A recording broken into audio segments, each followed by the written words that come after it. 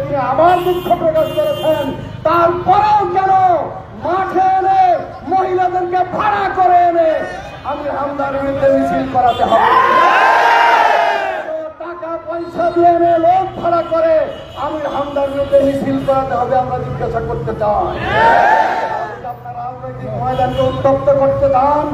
এই ভোটের মাঠকে কি আপনারা উত্তপ্ত করে ফায়দা হাসিল করতে চান? আপনাদের সেই গুণে বালি হতে দেবে না, জনগণ আপনাদের আশা পূরণ হতে দেবে না।